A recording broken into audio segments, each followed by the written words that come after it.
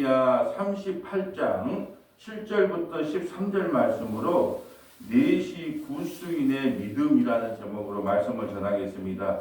넷이 구수인의 믿음. 자, 주제 구절이 9절로 정해봤습니다. 9절에다가 별표를 치시면 됩니다. 내주 왕이여, 저 사람들이 선지자 에레미야에게 행한 모든 일은 악하나이다. 성중에 떡이 떨어졌거늘 그들이 그를 구덩이에 던져 넣었으니 그가 거기에 굶어 죽으리다 하니. 자, 오늘은 넷이 구수인의 믿음에 대해서 한번 살펴보려고 합니다. 예루살렘에 이 넷이가 살았는데 이 구수인이에요. 어떤 경로로 왔는지는 몰라요. 흑인이란 말이죠. 저 에티오피아, 저 아프리카에서 끌려왔든지 뭐 종으로 팔려왔든지 여하튼간에 팔려와서 넷시로 생활을 한단 말이죠. 여러분 한번 생각해 보세요. 예루살렘에 있는 유대인들은 이방인들을 지극히 미워합니다. 개 돼지로 여겨요. 한 동족이었지만 사마리아인들이 아수리에 끌려가서 호나 민족이 됨으로 말미암아 그 가운데를 지나가지 않으려고 뺑 돌아간단 말이죠. 직구로 안 지나가고 사마리아를 개 돼지로 여겼다. 같은 민족이었는데 아수리의 그 침공으로 인하여 정책으로 혼합 정책을 폈거든요. 이 사마리아 사람들을 저쪽으로 이주하고 아수르 사람들을 이쪽으로 오게 해서, 그러니까 혼합 민족이라고 개 돼지로 얘기했단 말이에요. 사람 취급을 안 한 게 사마리아예요. 근데 이 아프리카에서 온 이 넷이는 어떤 취급을 받았을까요? 우리도 그랬잖아요. 뭐 7, 80년대 보면은 흑인하고 우리 한국 여자하고 그 결혼을 하거나 무슨 그 사이에서 태어난 사람들이 얼마나 조롱을 받았는데, 학교 다니면 이 깜둥하면서 얼마나 놀림을 받았겠어요. 근데 이 예루살렘 유다에는 더 심했어요. 더 심했는데 또 거기 와서 얼마나 큰 고생을 했겠습니까? 그런데다가 넷이에요. 넷이라는 것은 뭐냐 하면 남자의 성식구간을 다 잊어버리는 거거든요. 그래서 우리가 영화 같은 데 보면 넷이들은 어차피 남자 구실을 못하게 되어 있어요. 왕의 여자에 접촉할까봐. 그러니까 이게 탐욕을 부리는데 높은 지위에 올라가려거나 아니면 재산을 많이 모으거나 대부분 넷이들이 그랬단 말이죠. 그런데 이 넷이, 구수인 넷이는 오늘 우리가 저번에 봤던 38장 1절부터 5절 사이에 한번 볼까요? 38장 1절부터 5절 보면 에레미야가 항복하라고 말을 하자 그 고관들은, 유다의 고관들은 그를 죽이라 그랬단 말이죠. 자, 1절부터 5절 한번 읽어주세요. 자, 그 넷이하고 한번 대조를 해보려고 합니다. mattan의 아들 스바다와 바술의 아들 그다랴와 헬레마의 아들 유발과 말기야의 아들 바솔이 에레미야가 모든 백성에게 이르는 말을 들은즉 이르기를, 여호와께서 이와 같이 말씀하시되 이 성에 머무는 자는 칼과 기근과 전염병에 죽으리라. 그러나 갈대인에게 항복하는 자는 살리니 그는 노량물을 얻음같이 자기의 목숨을 건지리라. 아멘. 에레미야가 입만 열면 바벨론에 항복하자 그래요. 근데 거짓 선지자들은요, 입만 열면 우리가 연합해서 싸우면 이긴다 그래요. 누구 말을 더 좋아해요? 거짓 선지자들의 말을 더 좋아하기 때문에 에레미야가 이제 에레미야의 말을 들으면 군사들이 혼란을 일으킬 뿐 아니라 백성들도 낙심하기 때문에 저 사람을 죽여야 된다는 거예요. 하나님의 말씀을 바르게 드러난 사람을 죽여야 된다는 거예요. 그래서 저 사람을 죽이세요 라고, 그것이 제목이었잖아요. 저 사람을 죽이소서, 이 사람을 죽여달라. 그것이 저번 주 우리 토요일 날 아침 예배 설교였잖아요. 근데 넷이는요, 왕 앞에 가서 살려달라는 거예요. 왕이 하는 처사가 잘못됐다는 거예요. 고관들의 처사가 잘못됐다는 거예요. 여러분, 예루살렘에서 미움받고 환난받았던 사람이에요. 근데 어떤 이렇게 믿음이 생겼을까요? 그 믿음의 주체가 누군가를 오늘 보려고 그러는 거예요. 자, 계속 한번 3절부터 읽어주세요. 여호와께서 이와 같이 말씀하시니라, 이 성이 반드시 바벨론의 왕의 군대의 손에 넘어가리니 그가 차지하리라 하셨다 하는지라. 이에 그 고관들이 왕께 아뢰되, 이 사람이 백성의 평안을 구하지 아니하고 재난을 구하오니 청하건대 이 사람을 죽이소서. 그가 이같이 말하여 이 성에 남은 군사의 손과 모든 백성의 손을 약하게 하나이다. 시드기야 왕이 이르되, 보라, 그가 너희 손 안에 있느니라. 왕은 조금도 너희를 거스릴 수 없느니라 하는지라. 아멘. 너희가 그렇게 말하니까, 고관들이 너희가 말하니까 내가 너희 말을 안 들을 수 없다라고 말하면서 지금 감옥에 갇혀 있는 상태예요. 그런데 이 오늘 넷이는, 구수인 넷이는 왕 앞에 나와서 왕이요. 왕의 처사가 잘못됐습니다. 고관들의 처사가 잘못됐습니다. 지금 예루살렘이 1년 6개월 동안 포위당해 있거든요. 그러니까 지금 포위당했기 때문에 떡을 줄 사람이 없어. 떡이 없어. 근데 감옥 안에서 죽기로 작정된 사람이 누가 떡을 주겠습니까? 저렇게 나누면 죽습니다라고 이야기하는 거예요. 그런데 왕이 그 군사 30명을 보내서 그를 시위대 뜰 안으로 풀어줘라. 그렇게 이야기하는 거예요. 근데 이 넷이, 구수인 넷의 믿음이 과연 어디에서부터 나왔을 거라는 거예요. 자기의 믿음인가? 하나님께서 넷에게 은혜를 줘서 믿음이 생기게 했는가? 이거예요. 우리는 그렇게 생각을 합니다. 야, 구수인의 믿음 대단하다. 어떻게 저런 죽을 용기를 가지고 믿음을 가졌을까? 근데 그게 아니라는 거예요. 오늘 이 넷에게 누가 믿음을 줬냐? 하나님께서 믿음을 주셨다는 게 어디서 나오냐 하면, 자, 오늘 보지는 않겠지만, 자, 15절, 자, 15절, 14절, 15절, 16절, 우리 내일 봐야 될까 한번 읽어주세요. 시드기야 왕이 사람을 보내어 선지자 예레미야를 여호와의 성전 셋째 문으로 데려오게 하고 왕이 예레미야에게 이르되 내가 내게 한 가지 일을 물으리니 한마디도 내게 숨기지 말라. 예레미야가 시드기야에게 이르되 내가 이를 왕에게 아시게 하여도 왕이 결코 나를 죽이지 아니하시리까? 가령 내가 왕을 권한다 할지라도 왕이 듣지 아니하시리이다. 시드기야 왕이 비밀이 예레미야에게 맹세하여 이르되 우리에게 이 영혼을 지으신 여호와께서 살아계심을 두고 맹세하노니 내가 너를 죽이지도 아니하겠으며 내 생명을 찾는 그 사람들의 손에 넘기지도 아니하리라 하는지라. 예레미야가 시드기야에게 이르되 만군의 하나님이신 이스라엘 하나님 여호와께서 이와 같이 말씀하시되 내가 만일 바벨론의 왕의 고관들에게 항복하면 내 생명이 살겠고 이 성이 불사름을 당하지 아니하겠고 너와 네 가족이 살려니와 네가 만일 나가서 바벨론의 왕의 고관들에게 항복하지 아니하면 이 성이 갈대인의 손에 넘어가리니 그들이 이 성을 불사를 것이며 너는 그들의 손을 벗어나지 못하리라 하셨나이다. 시드기야 왕이 예레미야에게 이르되 나는 갈대인에게 항복한 유다인을 두려워하노라. 염려하건대 갈대인이 나를 그들의 손에 넘기면 그들이 나를 조롱할까 하노라 하는지라. 예레미야가 이르되 그 무리가 왕을 그들에게 넘기지 아니하리니 원하옵나니 내가 왕에게 아뢰바 여호와의 목소리에 순종하소서. 그리하면 왕이 복을 받아 생명을 보전하시리이다. 그러나 만일 항복하기를 거절하시면 여호와께서 내게 보이신 말씀대로 되리이다. 아멘. 잠깐만요. 에레미야 39장 15절을 읽어야 되는데 제가 38장 15절을 에레미야 39장 15절에 그 말이 나와요. 에레미야 30 이미 감옥에 갇혀 있을 때 이 넷이를 내가 구원해 주겠다 하나님 먼저 약속을 한 것이 나와요. 자, 죄송합니다. 에레미야 39장 38장 15절을 읽을 게 아니라 39장 15절에 나온 말씀이에요. 다시 읽어주세요. 예레미야가 감옥돌에 갇혔을 때에 여호와의 말씀이 그에게 임하니라 이르시되. 자, 에레미야가 이미 감옥에 갇혀 있어요. 아직 구원하기 전이에요. 근데 하나님께서 미리 말씀하세요. 누가 그 넷이가 와서 너를 구원해 줄 것이다. 그러면 이미 그 믿음을 누구에게 준 거예요? 하나님이 넷이에게 그 믿음을 줬기 때문에 넷이가 구원하기도 전에 벌써 임한을 했다는 거예요. 그러니까 하나님의 은혜로 이 사람이 믿음을 갖게 된 거지. 그 사람의 노력과 예심으로 내가 저 에레미야를 구해줘야겠다 그런 마음을 먹은 것이 아니라 하나님께서 이미 감옥 안에 있는데 누가 와서 너를 구원해 줄 거라고 하는 믿음을 누구에게 줬다고? 넷에게 줬다는 뜻이에요. 다시 한번 읽어주세요.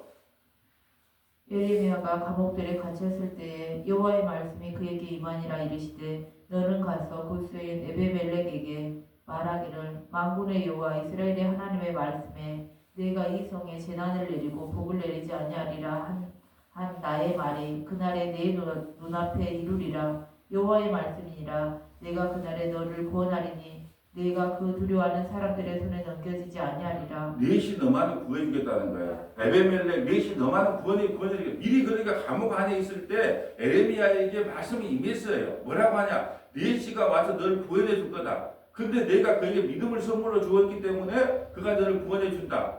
그러므로 내가 그를 불쌍히 여겨서 누구 바벨론 손에 넘기지 않겠다는 거야. 바벨론이 와서 쳐들어와서 보니까 흑인이 넷이 있어요.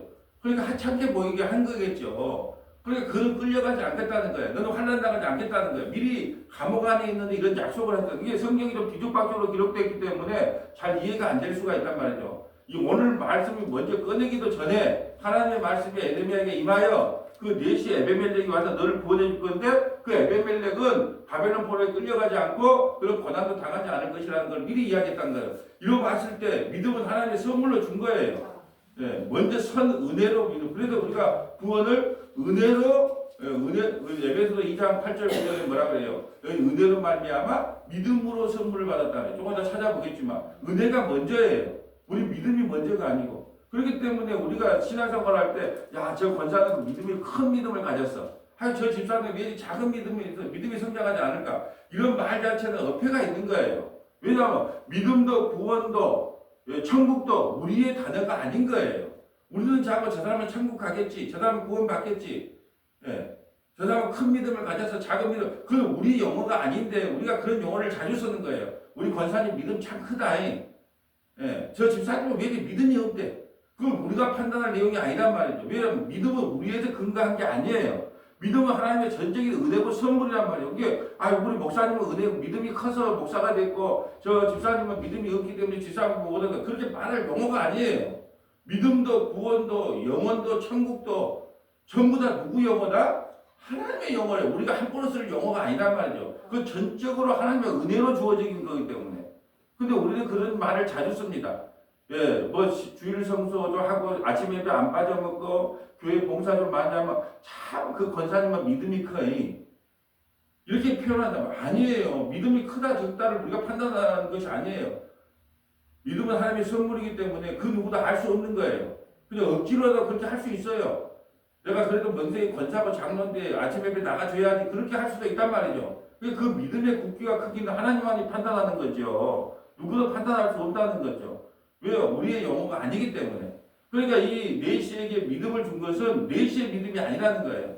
하나님께서 그에게 믿음을 선물했다는 거죠. 아브라함을 볼까요? 아브라함을 믿음의 조상이라고 그랬잖아요. 아브라함이 내 예수 믿고 싶어요. 그렇게 말한 적이 없어요. 그냥 갈대아우로 바벨론에서 그 데라가 우상을 만들어서 팔아서 잘 먹고 잘 살았던 사람이에요. 근데 어느 날 예수님이 찾아갑니다. 하나님이 찾아가요. 너를 불러내요. 너는 저 가나안 땅으로 가라. 그리고 너를 믿음의 조상으로 만들겠다. 먼저 믿음의 조상으로 만들겠다 약속해놓고 먼저 믿음을 주시고 어떻게 해요? 그 과정을 이루어 나가는 거예요. 그래서 뭐 마누라도 2번 팔아먹고 뭐 조카 로또 구하고 이런 과정을 통하여 어떤 믿음까지 하나님께서 선물로 주시냐? 자기 아들 이삭까지도 죽일 수 있는 믿음을 선물로 주신 거예요. 먼저 믿음으로 의롭다 해놓고 이게 모든 하나님의 구원의 방식은 창세전에 너를 택해놓고 내가 너를 어떻게 구원한가 보여주는 거예요. 자, 아브라함을 먼저 믿음으로 의롭다고 해놓고 내가 믿음으로 의롭게 그게 먼저 믿음으로 의롭다고 만들어놓고 하나님께서는 믿음 없음을 폭로시키면서 점점 주님을 믿는 믿음으로 이루어가는 거예요. 항상 먼저 구원을 시켜놓고 그래서 아브라함이 먼저 아브라함을 믿음으로 의롭다 해놓고 430년 후에 율법을 줘보잖아요. 이걸 한번 지켜서 구원을 받는다 한번 해봐라는 거예요. 율법을 먼저 준 게 아니라 믿음으로 의롭다 해놓고 우리 인간이 그걸 지킬 수 없는 죄인인 걸 폭로시켜 나가는 게 이 성경의 구조란 말이죠. 그래서 창세전에 에베소서 1장 3절 4 창세전에 그리스도 예수 안에서 너희를 그리스도 안에서 예정하사 택해놓고 내가 너희를 어떻게 구원하는 거 볼래? 그러면서 창세기를 열었다는 걸 잊으셔서는 안 돼요. 오늘 왜 이 말씀을 이렇게 깊이 드리냐? 이 네시가 나가 믿어야지, 하나님을 믿어야지. 그렇게 그런 믿음이 아니라는 거예요. 이미 하나님께서 이 네시에게, 구수인 네시에게 그런 믿음을 선물로 허락하기로 약속했단 말이죠. 이게 저 말이 아니라, 자, 하나님께서 이 네시에게 믿음을 선물로 주기로 한 내용이 나와요. 자, 하나 한번 찾아볼까요? 18절까지 읽어주세요, 일단. 내가 반드시 너를 구원할 것인지 내가 칼에 죽지 아니하고 내가 노력물같이 내 목숨을 얻을 것이니 이는 내가 나를 믿었음이라. 여호와의 말씀이니라 하시니라. 에벤멜렉은 구원을 받았겠다. 내가 너에게 믿음을 줬기 때문에 너는 구원시키겠다. 자, 그러면 민수기 12장 한번 찾아볼까요? 자, 이걸 어디다가 적어놓으면 좋을까요? 우리는 성경 나만의 주석 만들기 때문에 7절 옆에다가 민수기 12장이라고 한번 적어볼까요? 7절. 오늘 보면 7절 옆에다가 민수기 12장 적어놓고 이미 구수인에게 믿음을 선물로 주시기로 약속이 되어 있는 장소가 나와요. 민수기 자 12장 보면 민수기 12장은 어떤 내용이냐면 모세가 아내를 새로 얻는데 구수인 여자를 얻어요. 그러니까 미디암하고 아론이 비난을 하죠. 유다 사람 중에서 이쁜 여자가 쎄뿌렸는데 하필이면 흑인 여자를 얻느냐? 그리고 이제 미디암이 제일 많이 구박한 것 같아요. 왜 그랬을까요? 미디암 때문에 누가 살아요? 모세가 살잖아요. 갈대아 우르에 이제 떠올려 갈 때 그 애굽의 공주한테 달려간 사람이 누구예요? 미디암이다, 미디암. 우리 동생인 줄 알면서도 모르고 저기 갈대아 우르가 떠들어가는 거 그걸 가르쳐줬던 사람이 지금 미디암이니까 나이 차이가 좀 났겠지요. 모세하고. 그러니까 너는 내 마음대로 해도 돼라고 생각하는 거예요. 왜? 내가 너를 구해준 사람이니까. 그래서 미디암이 더 잔소리를 많이 한 것 같아요. 유다 땅에도 이쁜 여자 많다. 한국 땅에도 이쁜 여자 많은데 왜 저 아프리카 가서 여자를 구해오려고 그러냐? 그래서 모세를 비방하자 이마에 문둥병이 걸린 거예요. 이것은 단순히 모세가 흑인 여자에게 취향이 흑인 여자라서 흑인을 아내로 맞이한 게 아니라 당장 구스인에게 내가 믿음을 선물로 주겠다는 거예요. 이방인이든 유대인이든 흑인이든 상관없이 내가 하나님의 백성으로 선택하겠다고 하는 계시적 언약이 선포된 거예요. 근데 그걸 모르기 때문에 그 계시를 모르기 때문에 문둥병이 걸리게 한 거예요. 지금 여기서부터 믿음이 지금 구수인에게 믿음을 선물로 주시겠다 하는 게 약속의 내용이에요. 그 성경 전체를 보면 이 구수인의 믿음이 자기 믿음이 아니라 하나님께서 선물로 주신 믿음이라는 걸 알게 되는 거예요. 한번 읽어주시겠어요? 모세가 구스 여자를 취하였더니 그 구스 여자를 취하였으므로 미리암과 아론이 모세를 비방하니라. 그들이 이르되 여호와께서 모세와만 말씀하였느냐 우리와도 말씀하지 아니하셨느냐 하매 여호와께서 이 말을 들으셨더라. 이 사람 모세는 온유함이 지면의 모든 사람보다 더하더라. 자, 온유함 나오죠. 모세가 세상에서 제일 온유한 사람이에요. 온유한 사람이 바위를 깨기도 하고 내가 이 사람들을 책임져야 됩니까? 하고 하나님께 반항하기도 하고 참 온유하죠. 사람도 죽이기까지 합니다. 또. 애굽의 왕노릇에서 참 온유한 사람이 살인까지 해요. 근데 하나님께서 온유하라 그래요. 이 온유라는 뜻이 뭐라 그랬어요? 하나님께 쓰임받는 걸 온유라 그래요. 성격을 이야기하는 게 아니에요. 성격, 저 사람은 진짜 목사님다운 성격을 가졌어. 참 온유해. 그런 걸로 하나님은 온유라고 말하지 않는다니까요. 온유는 뭐냐? 하나님 앞에 쓰임받는 사람을 온유한 사람이라고 한단 말이죠. 성격의 문제가 아니에요. 성질의 문제가 아니에요. 근데 우리 문자로 보는 거예요. 다 문자로 봐요. 이걸 문자로밖에 해석을 할 수 없어요. 눈이 안 열렸으니까. 이게 온유 그러면 뭐냐면 내가 그냥 성질 나도 참고 목사님답게 권사님 그럴 수도 있습니다 하면서 만연의 미소를 띄는 사람을 뭐라 그래요? 온유한 사람이라고 우리는 이렇게 판단하죠. 주님께서 온유는 뭐라고 하냐? 하나님 앞에 귀하게 쓰임받는 그 자체를 온유라 그래요. 마음이 청결한 사람은 하나님을 볼 것이 오르잖아요. 그럼 청결 그러면 우리는 어떻게 해요? 욕심도 없고 아무 세상에 미련도 없고 깨끗한 상태 그걸 청결로 보잖아요. 제가 다 말씀드렸어요. 산상수훈 할 때 엉터리 같은 내색이라고. 청결은 그럼 뭐가 청결이에요? 우리 기회가 안 나죠? 청결이 하나님 뭘 청결이라고 그러냐? 네가 어디에 속해 있느냐? 네가 어디에 그 속함의 문제예요. 네가 예수 안에 속해 있으면 넌 청결해. 예수 밖에 있으면 온유 만연의 미소를 띠고 깨끗한 척하고 죄 안 짓는 척해도 넌 청결이 아니에요. 네가 어느 상태에 있느냐는 거예요. 여러분 보세요. 식당에 밥이 떨어졌으면 어떻게 한다? 지금 주워 먹을 수 있다 없다? 있어요. 근데 화장실에 아이스크림을 들고 가다가 볼일 보다가 화장실이 떨어졌네. 그 주워 먹을 수 있다 없다? 없어요. 왜요? 장소가 어딘게? 화장실이니까 못 주워 먹어. 식탁이 떨어졌으면 아이스크림 떨어졌다. 확 주워 먹을 수 있어요. 왜? 어느 장소에 있느냐가 청결이에요. 너는 어느 장소에 속해 있느냐. 예수 안에 있으면 거룩이라니까요. 거룩함을 이루려 하는 게 아니에요. 예수 안에 있으면 거룩함이 있고 지혜가 얼마나 많은 말이 있습니까? 예수 안에 있으면 거룩한 존재예요. 예수 안에 있으면 청결한 존재예요. 예수 밖에 있으면 아무리 인격이 어쩌고 부처님 가운데 토막했던 삶을 산다 할지라도 그 사람은 악한 사람이에요. 이 온유라는 뜻조차도 우리가 성격 해석을 잘 못해. 온유 그러면 그냥 성질 안 부리고 그냥 만전에 미소를 뜬 사람은 온유한 사람이에요. 나는 모세 보니까 살인자야. 하나님께서 바위에게 명령을 하라 그랬어요. 그 바위를 내려 깼어요. 그러면 내가 이 백성을 먹일 것입니까? 하고 또 하나님을 대들기도 했고 별로 온유한 사람 아니에요. 성기를 겉으로 봤을 때는. 근데 하나님 앞에 얼마나 귀하게 쓰임 받았어요. 이 사람은 온유한 사람이라 그래요. 근데 그걸 몰라. 누가요? 아론과 미리암이 사들. 여호와께서 갑자기 모세와 아론과 미리암에게 이르시되 너희 세 사람은 해막으로 나아오라 하시니 그 세 사람이 나아가매 여호와께서 구름 기둥 가운데로부터 강림하사 장막문에 서시고 아론과 미리암을 부르시는지라 그 두 사람이 나아가매 이르시되 내 말을 들으라 너희 중에 선지자가 있으면 나 여호와가 한상으로 나를 그에게 알리기도 하고 꿈으로 그와 말하기도 하거니와 내 종 모세와는 그렇지 아니하니 그는 내 온 집에 충성함이라 그와는 내가 대면하여 명백히 말하고 은밀한 말로 하지 아니하며 그는 또 여호와의 환상을 보거늘 너희가 어찌하여 내 종 모세 비방하기를 두려워하지 아니하느냐. 자, 이 말을 갖고 자 주의 종에게 대적하면 어떻게 받는다? 문둥병이 걸린다. 주의 종에게 대적하면 환난을 당한다. 얼마나 좋은 내용이에요. 그런 내용이에요. 핵동설이에요. 여호와께서 지금 봐세요. 은밀한 말로 하지 아니하며 라는 것이 판이 은밀한 말로 안 했으니까 부수의 자를 취하라고 하나님 말했을까요? 안 했을까요? 말했어요. 은밀한 말로 하지 않고 부수의 자를 취해서 결혼해라고 말했다는 뜻이에요. 왜요? 나는 장차 구수인에게도 아프리카 여자에게도 아프리카 남자에게도 내시에게도 이방인에게도 대한민국에 사는 우리에게도 믿음을 선물로 허락할 거야. 그러니까 그걸 모세에게 보여주기 위해서 구수의 자를 데려온 거예요. 근데 철딱서리 없는 미리암이 뭐라 그래요? 우리 유다 땅에도 이쁜 여자 쎄꼬세 했는데 왜 취향이 아프리카냐? 하나님의 계시를 멸시했다는 거예요. 그래서 무드병이 걸린 거예요.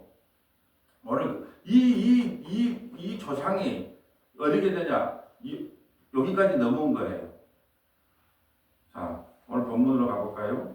자, 왕궁 넷이 구수인 에비멜렉이 그들 에레미야를 구덩이에 던져 넣었음을 들으니라. 그때 왕이 베냐민 문에 앉았더니 에비멜렉이 왕에게 나와 아뢰되 내주 왕이여 저 사람들이 선지자 에레미야에 행한 모든 일은 악하나이다. 성중에 떡이 떨어졌거늘 그들이 그를 구덩이에 던져 넣었으니 그가 거기서 굶어 죽으리라 하나이다. 고관들이 아까 뭐라 그랬어요? 고관들이 저들을 죽여라 그러니까 그래 내가 네 말에 동의한다고 하니까 지금 왕을 책망하는 거예요. 뇌시가 당신이 한 형태는 잘못됐습니다. 이거 목숨을 걸고 한 거예요. 당신이 지금 어떻게 에레미야를 하나님의 말씀을 전하는 선지자를 참 선지자를 저렇게 굶어 죽이려고 합니까? 그것이 맞습니까? 막 이렇게 따지는 거죠. 고관들은 에레미야를 죽이라 그러고. 그러니까 여러분 흑인이 중요한 게 아니고 그래서 제가 이번 말씀 전담 극동방송 말씀 처방에 나오지만 신앙의 본질 중에서요. 우리 부력만 자랑해요. 난 30년 신앙생활했다. 난 40년 신앙생활했다. 난 장로다, 권사다, 뭐다. 부력으로 구원받는 게 아니에요. 지역으로 구원받는 게 아니라니까요. 뭐 내시든 뭐든 상관없어요. 오늘 처음 예수 믿어도 그 구원받는 사람이 있는가 하면 30년, 40년 신앙생활해도 신앙의 본질을 모르니까 지옥 가는 거예요. 모르는 거예요. 그것은. 근데 부력만 자랑해요. 나 예수 믿은 지 30년 됐대요. 40년. 나 모태신앙이다. 모태신앙이 뭐가 있습니까? 다 모태. 그냥 나는 모태신앙이 제일 신앙생활 못해. 목사 자녀들이 제일 신앙생활 못하는 것처럼 모태신앙은 못하는 거예요. 못하는 거. 예수 그리스도 안에 있으면 새로운 피조물인데 모태신앙이 어디 있습니까? 예수 믿는 그 순간에 새로운 피조물이지. 근데 나는 뭐 모태신앙이다. 우리 뭐 3, 4대 우리는 목사 집안이다.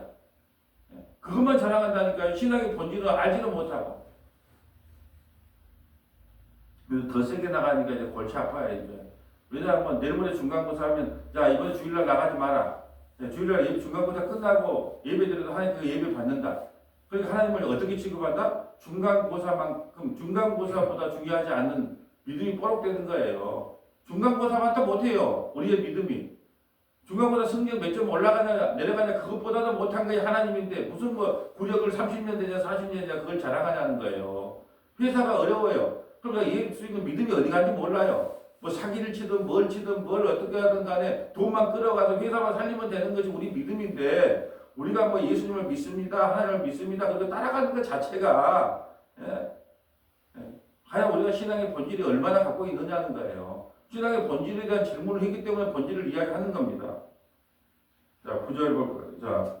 자, 10절 볼까요? 왕이 구수사라 에르멜렉에게 명령하여 이르되 너는 여기서 30명을 데리고 가서 선지자 예레미야가 죽기 전에 그를 구덩이에서 끌어내라. 에르멜렉이 사람들을 데리고 왕궁 곳간 및 방에 들어가서 거기서 헝겊과 낡은 옷을 가져다 줄도 없는가 봐. 헝겊과 낡은 옷을 엮여 그것을 구덩이에 있는 에레미야에게 밧줄로 내리며 구수인 에르멜렉이 에레미야에게 이르되 당신은 이 헝겊과 낡은 옷을 당신의 겨드랑이에 대고 줄을 그 아래에 대시오. 에레미야가 그대로 하며 그들이 줄로 에레미야를 구덩이에서 끌어내니라. 에레미야가 시일의 뜰에 머무르니라.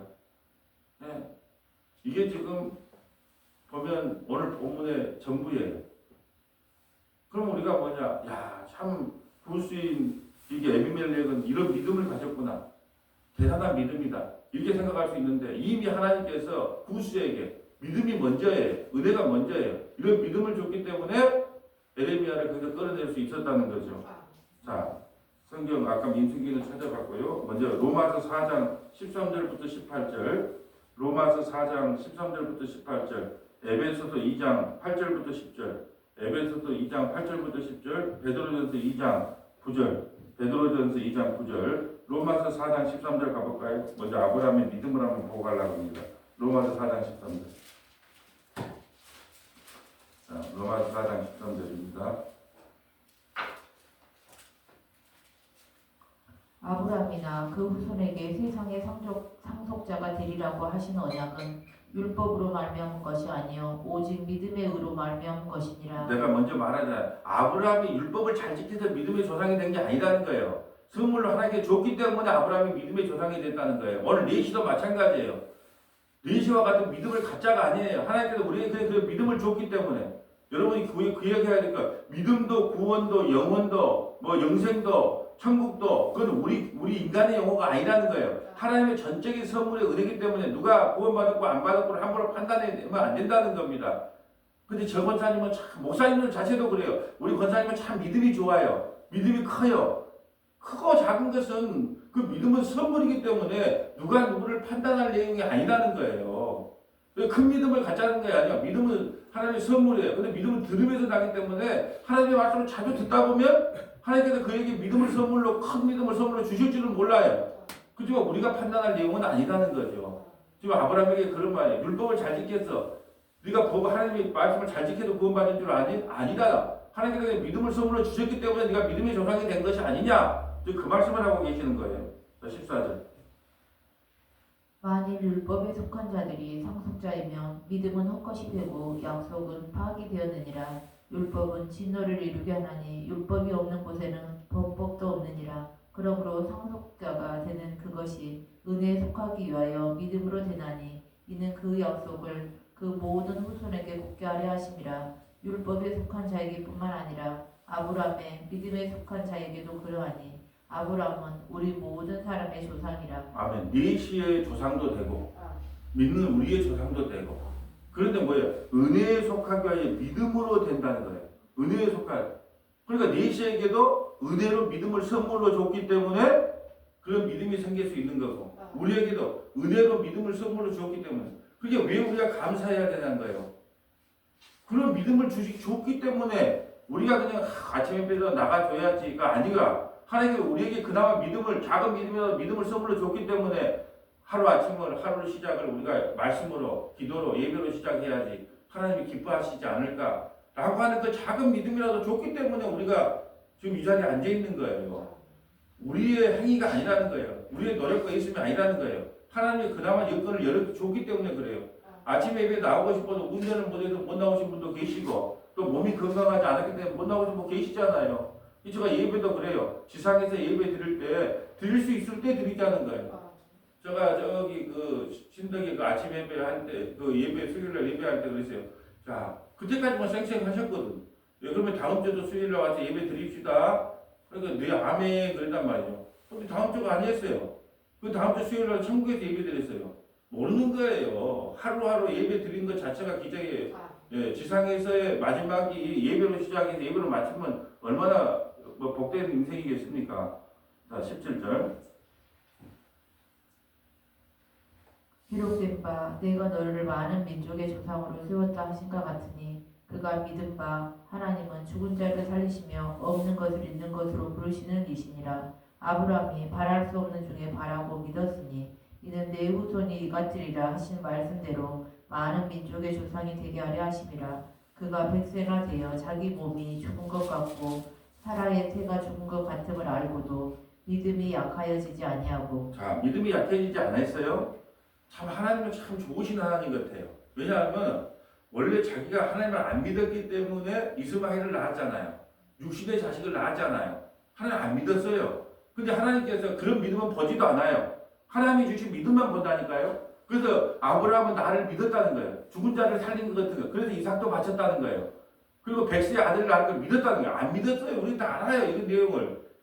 근데 히브리서 11장에 보면요. 전부 믿음으로 이렇게 나가요.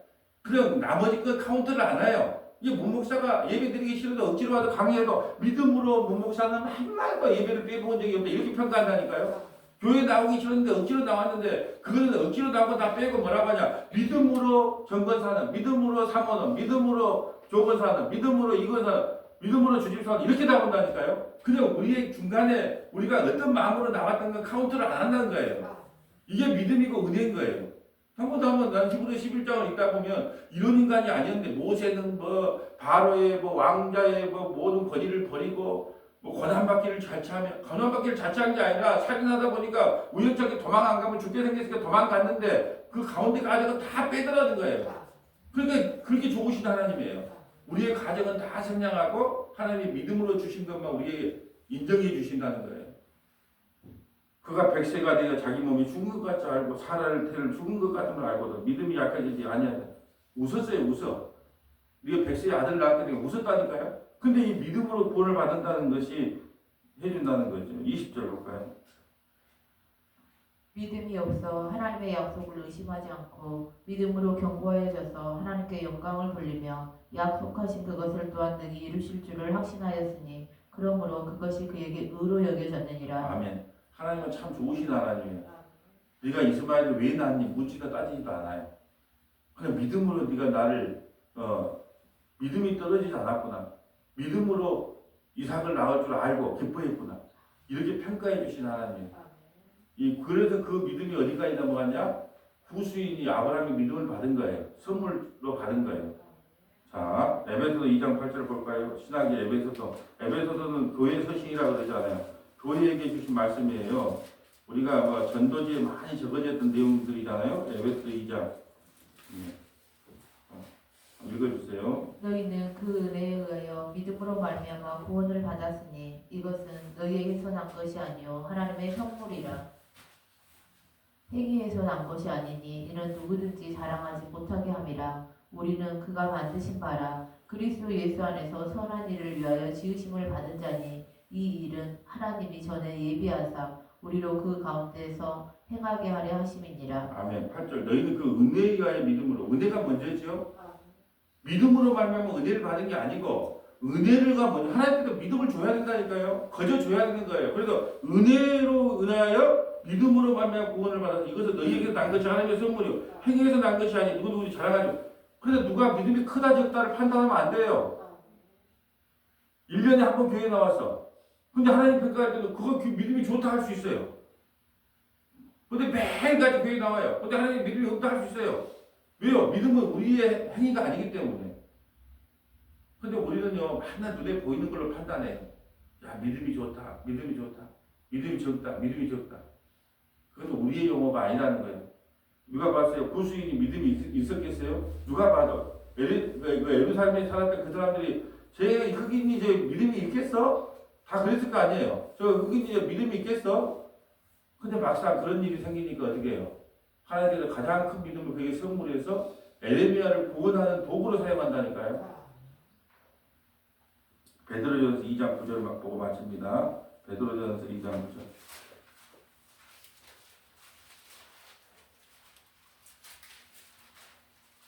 네, 읽어주세요. 그러나 너희는 택하신 족속이요 왕같은 제사장들이요 거룩한 나라요 그의 소유가 된 백성이니 이는 너희를 어두운 데서 불러내어 그의 기이한 빛에 들어가게 하시니 아름다운 덕을 선포하게 하려 하심이라. 자, 구수인도 마찬가지고 아브람도 마찬가지고 저와 여러분도 마찬가지. 똑같은 택하신 족속이 왕가도 제사장 거룩한 나라입니다. 그게 소유된 백성이에요.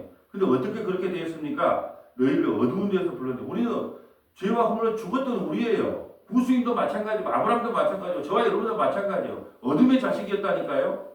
그리고 밤이 되니 아침이 된다고 그러잖아요. 왜 밤이 되고 밤이 먼저예요? 우리는 밤의 사람이에요. 원래 어둠의 사람이에요. 근데 예수님이 우리를 찾아오셔서 빛의 사람이에요. 빛이 되라고 말한 적이 없다니까요. 소금과 빛이 되라고 말한 적이 없는데 넌 빛이다 소금이에요. 그냥 누가 안에 있으면 예수 안에 있으면 우리는 그냥 거룩한 자예요. 기이한 빛에 들어가게 하시니 아름다운 덕을 선포하려 합니다. 너희가 전에는 백성이 아니더니 전에는 구수인이 하나님의 백성이 아니었어요. 아브라함도 자기 백성이 아니었어요. 저와 여러분도 자기 백성이 아니었어요. 전에는 백성이 아니더니 이제는 하나님의 백성이요. 전에는 국위를 얻지 못하였니. 불쌍히 여기기 때문에 구수인도 하나님의 백성이 된 거고 그래도 구원을 받았다. 구원을 받았다는 상징이 뭐예요? 바벨론에 끌려가지 않겠다는 거예요. 바벨론의 종이 되지 않겠다는 거예요. 그걸 상징적 그림원으로 보여주는 거예요. 미리. 난 너를 구원시킬 거야. 궁유를 얻지 못하였더니 이제는 궁유를 얻은 자. 우리가 왜 구원 받습니까? 불쌍히 여기서 궁유를 받아서. 이게 우리가 할 기도는요. 하나님 불쌍히 여겨주세요. 궁유를 베풀어 주세요. 이거밖에 없는 거예요. 자, 이제 말씀을 정리합니다. 믿음에 대해서 오늘 생각해 봤습니다. 믿음은 우리의 것이 아닙니다. 하나님의 전적인 은혜예요. 그러니까 우리가 함부로 누가 믿음이 크다 적다고 판단하면 안 돼요. 그리고 누가 천국 갔네 안 갔네 판단하면 안 됩니다. 자살했으니까 저 사람은 지옥 갔을 거야 말 거야 그런 입 함부로 놀리면 안 돼요. 함부로 그렇게 말하면 안 됩니다. 동성연이 있으니까 저 사람은 지옥 갈 거야. 취향이 틀릴 뿐이에요. 누가 누구를 비판하고 비판할 권한이 없다는 거예요. 예. 왜요? 그 믿음은 우리의 것이 아니라 하나님의 전적인 선물이기 때문에 그 은혜를 믿음으로 받는 정말로 하나님께서 우리에게 말씀을 들음으로 이런 아침에 나와서 이런 말씀이라도 좋은 말이 아니잖아요. 어제 목사님들 만났는데 나는 우리 교회 성도 아침에 에레미야를 괜히 시작하는 것 같아요. 그랬다니까요. 그렇지 않아도 에레미야 책문밖에 안 나오는데 정말 이걸 끝까지 52절까지 마치란가 모르겠다 그랬어요. 에레미야는 완전 책문밖에 안 나와. 근데 우리가 책망 받음으로 죄인인 걸 알고 회개하고 예수 믿으면 그 책망이 은혜가 되는 거예요. 긍휼이 되는 겁니다. 이 은혜가 저와 여러분에게 차고 넘치시기를 주님의 이름으로 소원합니다. 거룩하시고 자비로우신 아버지 감사합니다. 니시가 에레미야를 구원하는 사건을 통하여 과연 믿음이 누구의 것인가, 누가 소유할 수 있는 것인가에 대한 아버지 주제를 가지고 말씀을 선포했습니다. 은혜로 말미암아 우리가 믿음을 받은 것이므로 누구를 함부로 믿음이 크다 적다로 비판하거나 정죄하지 않도록 허락하시고 우리에게 작은 가나안 여인의 그 작은 믿음이라도 우리에게 부스러기 은혜라도 우리에게 주셔서 하나님께서 떠나지 않는 은혜를 베풀어 주옵소서. 우리 구주 예수님 이름으로 기도합니다.